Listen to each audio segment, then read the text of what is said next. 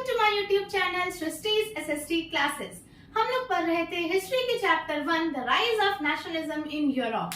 Previous video में हम लोगों ने देखा था कि किस तरीके से फ्रेडरिक सूरियो की पेंटिंग को डिस्क्राइब किया गया था। अगर आप लोगों को याद है तो वेरी गुड, नहीं याद है तो आप लोग जाके प्रीवियस पार्ट 1 को देख के अपना रिविजन कर सकते हो। आज हम लोग पढ़ने वाले हैं new topic the French revolution and the idea of the nation, कि किस तरीके से नेशनलिज्म इन यूरोप यानी कि यूरोप में नेशनलिज्म की आइडिया को देखा गया। तो सबसे पहले जो नेशनलिज्म इन यूरोप की आइडिया को देखा गया उसका फर्स्ट क्लियर एक्सप्रेशन माना जाता है फ्रेंच रिवॉल्यूशन को। फ्रेंच रिवॉल्यूशन कब हुआ था? 1789 में। कब हुआ था? 1789 में। ठीक है, अब इस पीरियड में क्या हुआ था? बहुत सारा कुछ फर्स्ट टाइम हुआ था, जैसे डेमोक्रेसी की बात फर्स्ट टाइम हुई थी, आउटब्रेक ऑफ रिवॉल्यूशन का आउटब्रेक भी फर्स्ट टाइम ही हुआ था जब लोग नेशनलिज्म की बात कर रहे थे, जब नेशनलिज्म के नोशंस पे, यानी कि नोशन इट मींस आइडिया, उनके आइडिया पे, उनके नोशंस पे काम कर रहे थे। ठीक है, अब जब फ्रेंच रिवॉल्यूशन हो जाता है तो उस वक्त हम लोग क्या देखते हैं उस टाइम पीरियड में, यानी कि 1789 के टाइम पीरियड पे क्या देखते हैं? पावर में शिफ्ट होता है। There was a shifting in the power. अब वो पावर में शिफ्ट कैसे होता है? तो मोनार्की से बॉडी ऑफ फ्रेंच सिटीजन्स के थ्रू पावर शिफ्ट कर जाता है।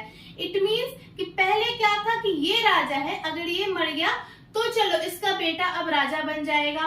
वहां पे कोई भी पब्लिक का डिसीजन नहीं होता था, तो वो जो डिसीजन है मोनार्की से लेके बॉडी ऑफ फ्रेंच सिटीजन्स की तरफ शिफ्ट कर जाता है। उसमें हम लोग क्या देखते हैं कि वहां पे जो फ्रेंच सिटीजन्स है उनका भी हक रहता है अपने राजा को चुनने का, उनका भी डिसीजन लिया जाता है। क्लियर है यहाँ तक? चलिए, अब how sense of collective belonging identified. मैंने क्या बोला था प्रीवियस वीडियो में भी? मैंने बोला था कि नेशनलिज्म का जो नोशन है वो हर एक इंसान के अंदर आएगा, तभी कोई भी नेशन इंडिपेंडेंट हो पाएगा या फिर अपने आप को एक प्रॉपर तरीके से आइडेंटिफाई कर पाएगा दूसरे के सामने।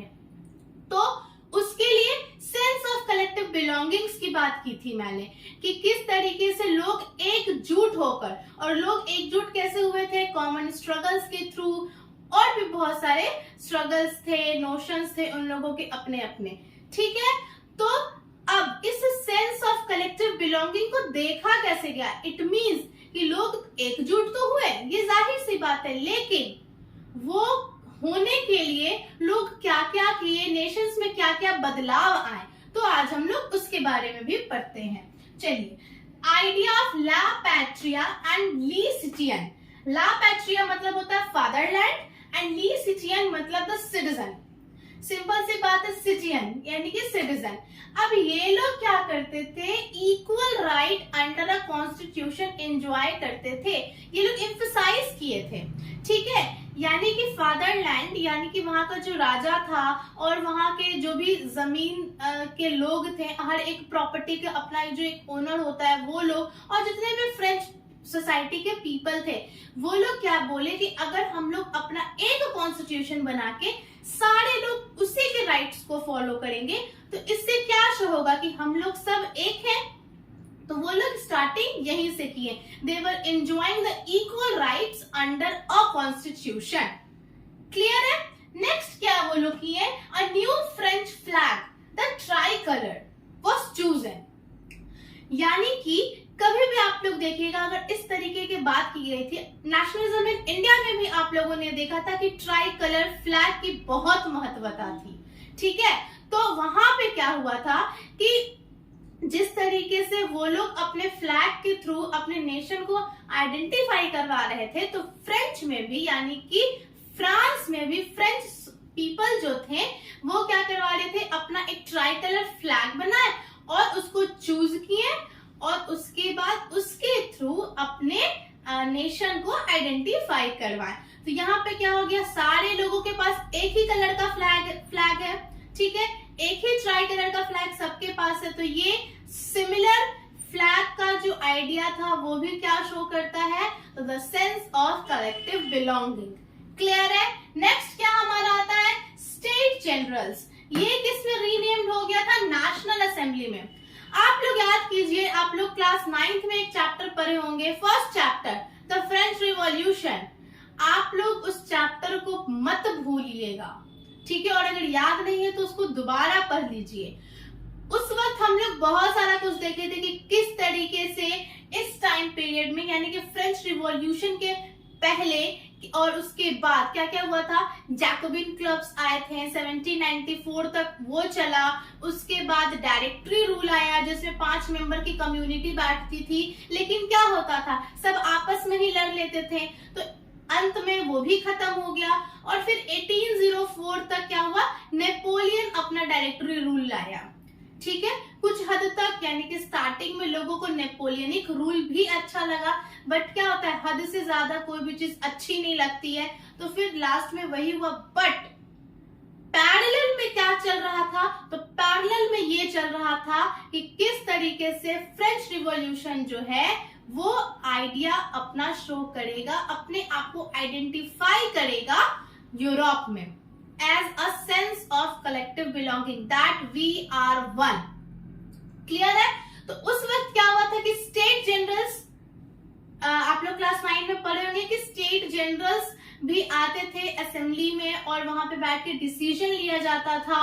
तो उस वक्त क्या होता था कि स्टेट जनरल्स जो है उसमें सिर्फ एक्टिव सिटीजन्स का पार्टिसिपेशन होता था, यानी कि जो बिग बिजनेसमैन हैं, वर्किंग वुमेन्स हैं, ये सारे लोगों का पार्टिसिपेंट होता था। तो वो क्या हुआ, रीनेम होके नेशनल असेंबली का नाम उसको दे दिया गया, ठीक है। स्टेट जनरल से नेशनल असेंबली, धीरे धीरे हर एक पॉइंट को हम लोग समझेंगे।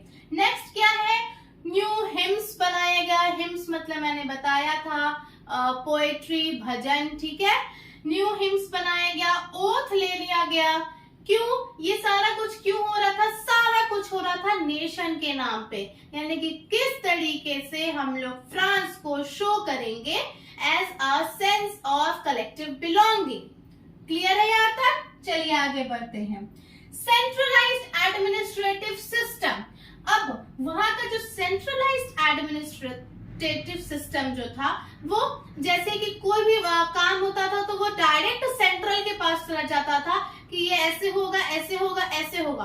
तो वो सारा कुछ किस में जाकर शिफ्ट हो जाता है, तो वो सारा कुछ जाकर शिफ्ट हो जाता है uniform law for all citizens with in its territory, यानी कि एक टेरिटरी के अंदर, एक फ्रांस के अंदर वो लोग क्या बोलता है कि सारे सिटीजन्स के पास यूनिफॉर्म लॉ होना चाहिए, यानी कि सबके पास एक ही लॉ होना चाहिए जो शो करे कि यस वी आर वन।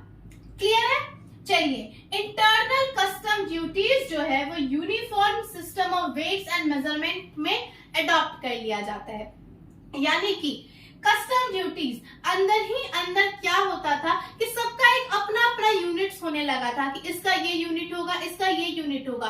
तो उसको क्या बोला गया कि एक यूनिफॉर्म यूनिट हम लोग मानते हैं मेजरमेंट करने का, वेट करने का, ताकि सबका जब सब कुछ सेम रहेगा तो वो क्या शो करेगा, फीलिंग ऑफ यूनिटी, ठीक है। उसके बाद क्या हुआ, फ्रेंच, देखिए यहाँ पे क्या हुआ कि फ्रांस इसको क्या गया, फ्रेंच लैंग्वेज को नेशन का कॉमन लैंग्वेज आइडेंटिफाई कर दिया गया।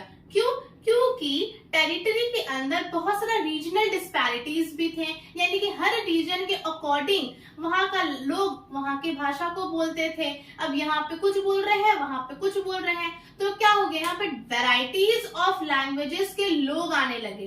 तो इसके लिए क्या बोला गया कि जो फ्रेंच लैंग्वेज है उसको नेशन का कॉमन लैंग्वेज बना दिया गया, ठीक है। अब ये हम लोग 4 से 5 पॉइंट में क्या हम लोग देखें कि सेंस ऑफ कलेक्टिव बिलोंगिंग कैसे कैसे आया नेशंस में, ठीक है, कि किस तरीके से लोगों के बीच में ये सेंस ऑफ कलेक्टिव बिलोंगिंग का आइडिया आया, ठीक है। यहां तक आप लोग नोट डाउन कर लो या फिर स्क्रीनशॉट ले लो।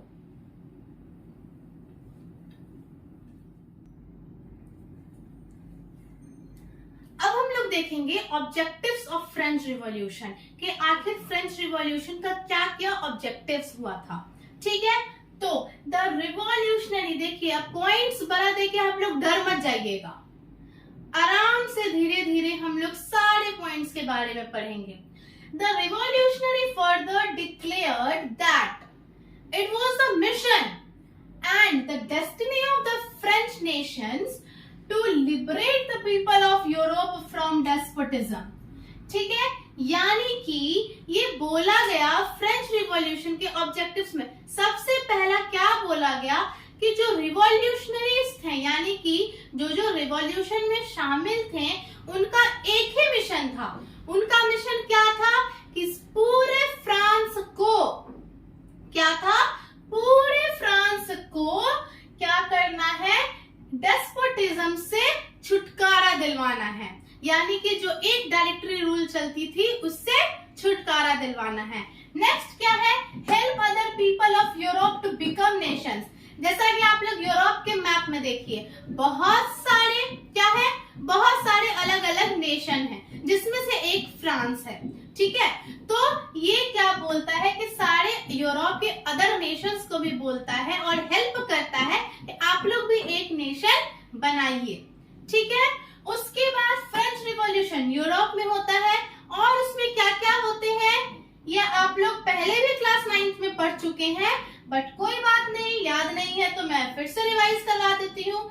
क्या क्या होता है, जैकोबिन क्लब्स बनता है, नेशनल असेंबली बनता है। जैकोबिन क्लब्स कब तक रहता है, इट वॉज टिल 1794 तक ही रहता है।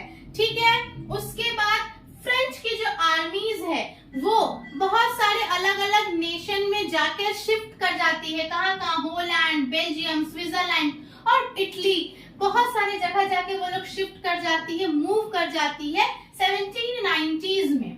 ठीक है, उसके बाद आउटब्रेक ऑफ रिवॉल्यूशन, यानी कि फाइनली फ्रेंच रिवॉल्यूशन का आउटब्रेक होता है। ठीक है, और जब फ्रेंच रिवॉल्यूशन का आउटब्रेक होता है तो क्या होता है, लोगों के अंदर नेशनलिज्म का जो आइडिया है वो और ज्यादा और तेजी से, और वो नहीं बोलते एकदम अच्छे से कि अब तो हमको करना है किसी भी हालत में खुद को इंडिपेंडेंट।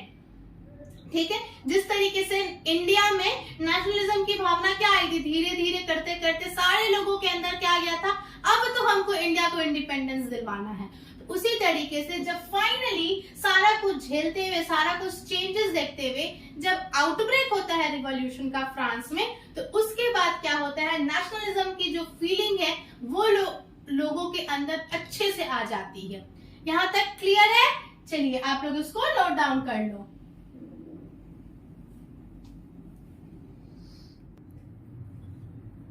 चलिए अब नेक्स्ट हम लोग देखते हैं कि फ्रांस में, मैंने क्या बोला था, नेपोलियन का भी रूल ओवर हुआ, उसकी भी डायरेक्टरी आई, बट स्टार्टिंग में तो उसने भी बहुत सारे अच्छे अच्छे काम किए, जिससे फ्रेंच पीपल को क्या लगने लगा कि वाह चलो फिर से कुछ अच्छा हुआ हमारे लिए।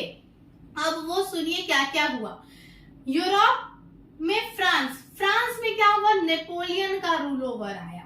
ठीक है, तो जब नेपोलियन का रूल ओवर आया तो उसके बाद नेपोलियन जो है बहुत सारा रिफॉर्म्स लाया, और उसके बाद नेपोलियन को कोई डाउट नहीं था कि वो कोई कुछ गलत कर रहा है। अब वो क्या क्या किया, सबसे पहले डेमोक्रेसी को डिस्ट्रॉय कर दिया फ्रांस में, लेकिन फिर भी कुछ नया हो रहा था फ्रेंच पीपल्स के लिए, तो उन लोगों को सारा कुछ अच्छा लग रहा था। लेकिन स्टार्टिंग में हम लोग ये देख रहे हैं, बट एट द लास्ट हम लोग ये भी देखेंगे कि लोग इस चीज से भी परेशान हो चुके थे।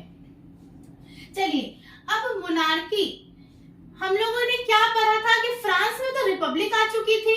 याद कीजिए आप लोग फ्रेंच रिवॉल्यूशन का वो चैप्टर क्लास 9th वाला, उसमें हम लोगों ने क्या पढ़ा था कि फ्रांस में तो रिपब्लिक आ चुकी थी, लेकिन 1804 में, कब, 1804 में जब नेपोलियन वापस आया तो फिर से मोनार्की आ गया फ्रांस में।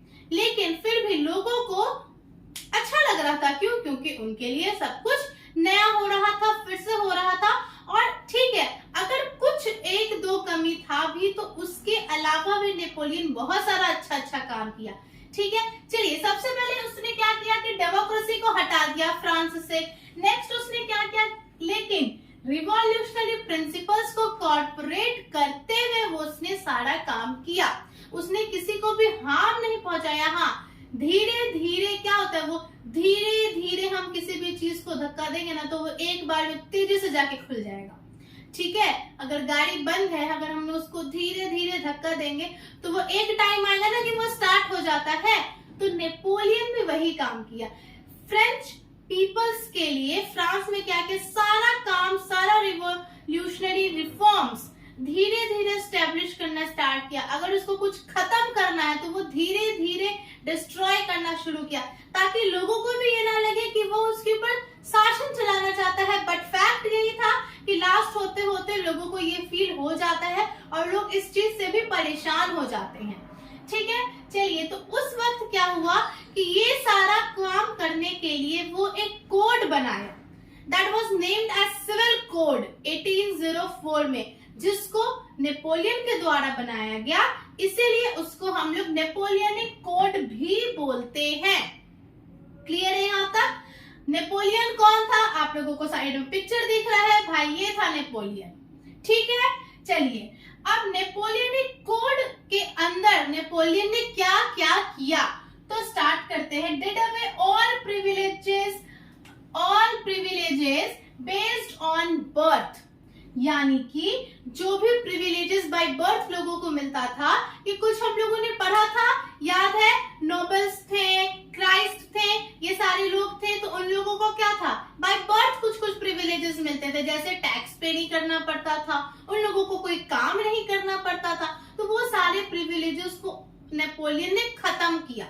उसके बाद इक्वालिटी बिफोर लॉ को एस्टैब्लिश किया। ठीक है, सारे लोग इक्वल है, इसके कॉन्सेप्ट को लाया। सिविल कोड के अंदर हम लोग ये सारे चीज को पढ़ेंगे। तो आपका क्वेश्चन भी इस तरीके से आता है, describe about the civil code of 1804। तो उसके अंदर कौन कौन से काम हुए उसके बारे में हम लोग लिखेंगे।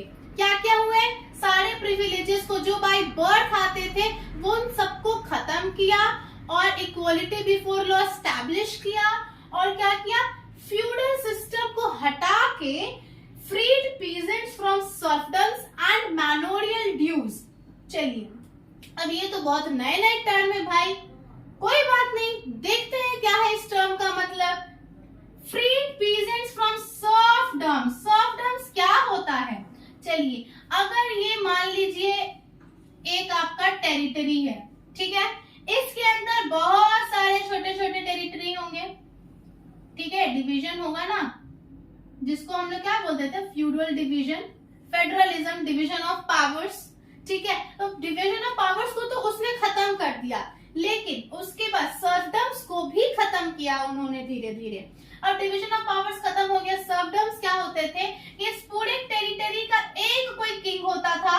ठीक है, अब वो किंग क्या करता था, हर टेरिटरी के अंदर एक उसका ओनर बना देता था। अब किंग क्या करेगा, सारे जगह जाके सबसे टैक्स तो नहीं कलेक्ट करते रहेगा, ठीक है, उसके पास यही तो एक काम नहीं बच गया है, तो वो क्या करेगा कि हर टेरिटरी का अपना एक राजा बना देगा। अब क्या होगा, इस टेरिटरी के अंदर, इस जमीन पे जितने भी लोग काम करते हैं, तो ये जितने भी लोग काम करते हैं ये हो गए सर्फडम्स, जो सर्व करते हैं, जो काम करते हैं। तो नेपोलियन ने इस चीज को भी खत्म किया। ठीक है, और मैनोरियल ड्यूज, मैनोरियल का मतलब होता है वैसे लोग जिनके पास बहुत बड़ी बड़ी प्रॉपर्टीज हो। ठीक है, तो उन्होंने इन सारे चीज को खत्म किया कि अब जो मैनोरियल है उनका भी ये हक नहीं है कि वो अपना शासन चलाए। वहां इस टेरिटरी में सबसे ज्यादा प्रॉपर्टी मेरे पास है, तो इस टेरिटरी के राजा हम हो गए। इस चीज को वो खत्म किया कि लोग अपने मन से कोई भी काम ना करे, कोई भी सर्फडम्स अच्छे से अगर काम कर रहे हैं तो उनको इक्वल वेजेस मिले, ऐसा नहीं कि काम भी कर दिए उनको और उनको वेज भी नहीं मिला। ठीक है, चलिए, अब ट्रांसपोर्ट और कम्युनिकेशन का जो सिस्टम था वो इम्प्रूव किया, कौन, नेपोलियन। उसके बाद जितने भी फ्रेंच के पीपल थे वो एक नए तरह के फ्रीडम को एंजॉय करना स्टार्ट किए। और एक चीज क्या हुआ, गिल्ड रिस्ट्रिक्शंस को उन्होंने रिमूव किया। गिल्ड रिस्ट्रिक्शंस क्या होता है, गिल्ड का होता है कि पहले क्या होता था ना कि सारे ट्रेडर्स अपना एक ग्रुप बनाते थे। सारे ट्रेडर्स क्या करते थे, अपना एक ग्रुप बनाते थे और ग्रुप में जाते थे किसी भी सामान को खरीदने के लिए। हम लोग क्या बोलते हैं कि अगर हम लोग होलसेल में जाएंगे तो हम लोगों को ना कोई भी चीज कम रेट में मिलेगा। तो उसी तरीके से ट्रेडर्स का क्या बोलना था, क्या मानना था कि अगर हम लोग ग्रुप में जाके किसी भी सामान को खरीदेंगे तो वहां का जो दुकानदार है, जो शॉपकीपर है, वो उसका रेट कम कर देगा। तो इस चीज पे रिस्ट्रिक्शंस लगाया हुआ था। तो इस रिस्ट्रिक्शंस को भी, इट मींस कि गिल्ड रिस्ट्रिक्शंस को भी नेपोलियन क्या करता है, रिमूव कर देता है। ठीक है, तो इस तरीके से फ्रेंच के जो पीपल होते हैं, फ्रांस के जो पीपल होते हैं, फ्रेंच सिटीजन्स, वो लोग एक नए तरह के फ्रीडम को एंजॉय करना स्टार्ट कर देते हैं। लेकिन इन सब के बावजूद क्या होता है, लोगों का ना मिक्स्ड रिएक्शन आता है कि आखिर हम लोगों के साथ सही हो रहा है या गलत हो रहा है। कुछ लोग खुश भी थे और कुछ लोगों को लग रहा था कि हमारे साथ गलत भी हो रहा है। तो ठीक है, आप लोग पहले यहाँ तक नोट डाउन कर लो, यहाँ तक पढ़ लो, हम लोग आगे भी बढ़ेंगे।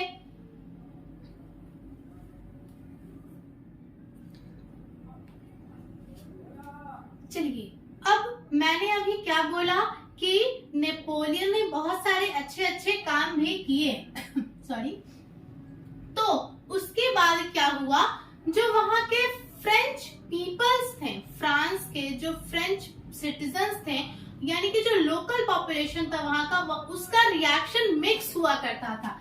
क्या मिक्स रिएक्शन हुआ करता था? Mix reaction in the sense कि चलिए अब वो कैसे होता था। तो स्टार्टिंग में तो हम लोग क्या देखते हैं कि बहुत सारे जगहों पे, बहुत सारे नेशन पे, होलैंड में, स्विट्जरलैंड में बहुत सारे सिटीज लाइक ब्रुसेल्स हो गए, फ्रेंच सिटीज हो गए जहाँ पे फ्रेंच आर्मीज जाते थे, मिलन हो गया, मेन्स हो गया, वॉर्सो हो गया, बहुत सारे और भी थे सिटीज। ठीक है, तो वहां पे क्या हुआ, हार्बिंगर्स ऑफ लिबर्टी को वेलकम किया गया।